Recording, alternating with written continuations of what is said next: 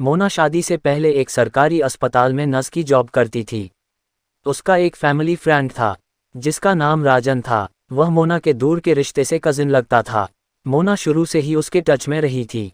जब मोना की शादी नहीं हुई थी तब वह कभी कभी उससे मिल लिया करती थी और उसके ऑफिस भी चली जाती थी। वे दोनों बहुत अच्छे दोस्त थे। हालांकि मोना को इस चीज़ का पता चल गया था कि राजन मोना को अपना बनाकर उसके साथ सारे सुख भोग लेना चाहता था, लेकिन मोना उसे लिफ्ट नहीं देती थी।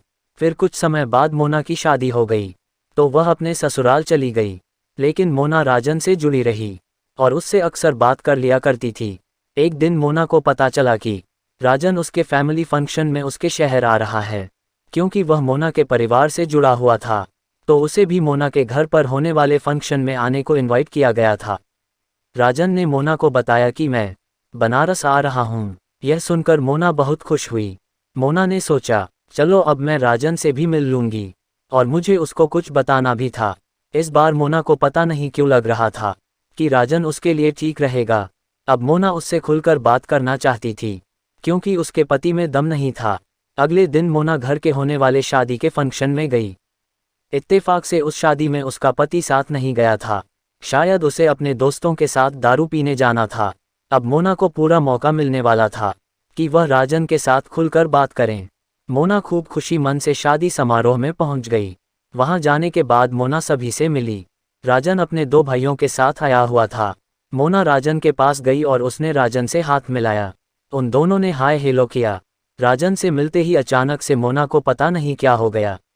मोना राजन के सामने एकदम चुप सी हो गई। फिर मोना राजन के साथ बैठ गई। वह दोनों बातें करने लगे। मोना ने कहा कि चलो कुछ खाते हैं, तो वह दोनों खाने के लिए चले गए। राजन ने कहा, वैसे तुमसे एक बात बोलूं? मोना ने कहा, हाँ बोलो ना। फिर राजन ने जो कहा उसे सुनकर मोना खुश हो गई। राजन ने मोना को मुस्कुराते हुए कहा कि तुम पहले से ज़्यादा सुंदर हो गई हो और आज तो कमाल की लग रही हो। फिर मोना ने भी राजन से कहा कि मुझे तुमसे कुछ ज़रूरी बात करनी है।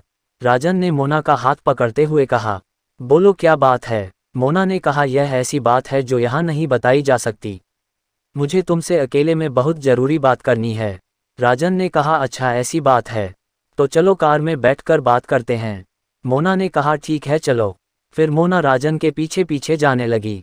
जब मोना राजन के साथ कार में बैठ गई तो राजन ने मोना के कंधे पर हाथ रखते हुए कहा, क्या बात है मोना, आज तुम काफ़ी घबराई हुई लग रही हो। मोना इस समय राजन के गले लगकर रोने लगी। राजन ने घबराते हुए मोना से फिर पूछा, क्या हुआ, तुम रो क्यों रही हो? तुम्हारे पति ने कुछ कहा है क्या? वैसे वह आज आया क्यों नहीं?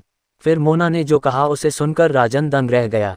मोना ने कहा कि मेरे पति में दम नहीं है। राजन ने कहा, तो मैं क्या करूं? मोना ने राजन को अपनी ओर खींचते हुए कहा, आज उसकी कमी तुम पूरा करोगे। मोना के बार बार कहने पर राजन तैयार हो गया और फिर कार में ही अपनी मर्दानगी मोना को पेश की। आपको ये कहानी कैसी लगी कमेंट करके ज़रूर बताएं। वीडियो अच्छी लगी तो लाइक करें। इस तरह की और कहानी सुनने के लिए चैनल को सब्सक्राइब करें।